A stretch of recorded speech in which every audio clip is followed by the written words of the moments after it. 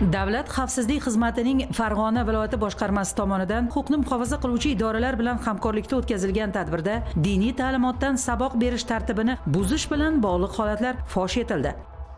Sharoitingiz ahvolini qarang. Ichkarida sasib yotibdi, issiq, dimlanib yotibdi. 2025-yilning 9-iyun kuni Rishton tumani Yuqori Avazboy mahalla fuqarolar yig'ini Ittifoq ko'chasi 49-uyda istiqomat qiluvchi 1980-yilda tug'ilgan shaxs yashash manzilida hujra sharoitida 10 nafar voyaga yetmagan bolalarga diniy saboq berib kelayotgani aniqlandi. Bolalarning 4 nafari 2015, 3 nafari 2017 va 2 nafari 2019-yilda tug'ilgan. Ular Rishton va Oltiariq tumanlaridagi maktablarning o'quvchilaridir. Bu o'quvchilarni qonunga xilof ravishda o'z hujrasiga jamlagan shaxs esa diniy ilmdan saboq berishga haqli emas. Men bularni uraman.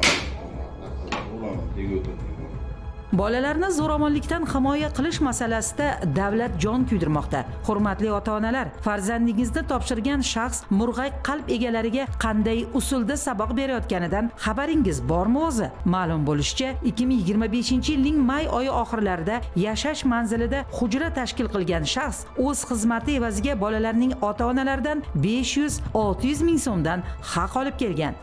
2025-yil 10-iyun kuni o'tkazilgan tezkor tadbirda esa 1969-yilda tug'ilgan Bag'dod tumani Navro'z mahalla fuqarolar yig'ini Oqchangal ko'chasida yashovchi shaxs o'zining yashash xonadonida hujra sharoitida diniy saboq berish bilan shug'ullanganligi aniqlandi. Ma'lum bo'lishicha, u tegishli vakolati bo'lmagan holda moddiy manfaat evaziga, ya'ni oyiga 1 million so'mdan haq olib, 17 nafar bolalarga qonunga xilof ravishda diniy saboq berib kelgan. Toshkent shahri, Andijon va Jizzax viloyatlaridan, Buvayda va Bag'dod tumanlaridan kelib, bu hujrada tahsil olayotganlarning 11 nafari hali voyaga yetmagan bolalardir. Bolalarga saboq berilayotgan xonalarga kirib borar ekansiz, pala-partish va o'ta nosog'lom muhitga tushib qolasiz va savol tug'iladi. Qaysi aqli raso inson o'z farzandini yana o'z ixtiyori bilan bunday ayanchli manzilga olib kelib tashlaydi? Qonunga xilof ravishda hujra tashkil etib, o'zboshimchalik bilan diniy saboq berish holatlariga barham berish maqsadida 2025-yilning 11-iyun kuni hamkorlikda o'tkazilgan tadbirda Buvayda tumani Sho'r mahalla fuqarolar yig'ini Sho'rtepa qishlog'ida yashovchi 1977-yilda tug'ilgan shaxsning ham noqonuniy xatti-harakatlari fosh etildi. Noqonuniy ekanligini tushuntirishdi, tushundik. Inshaalloh endi qayta bunaqangi nima qilmaymiz.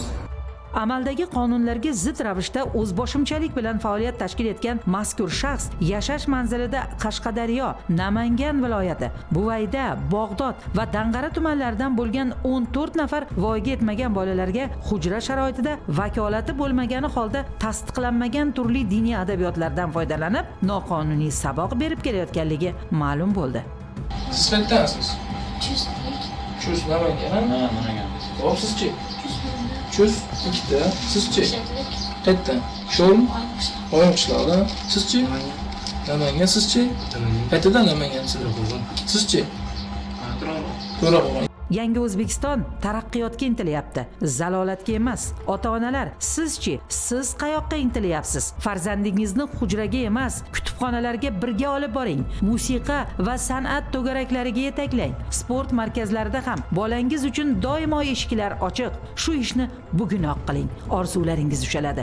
Bolangiz baxtli hayoti kafolatlanadi. Ayni paytda yuqoridagi holatlar bo'yicha hujra tashkil etgan shaxslar va bolalarning ota-onalariga nisbatan O'zbekiston Respublikasi Ma'muriy javobgarlik to'g'risidagi kodeksning tegishli moddalari bilan hujjatlar rasmiylashtirilib, qonun ustuvorligini ta'minlash maqsadida sudlarga yuborildi.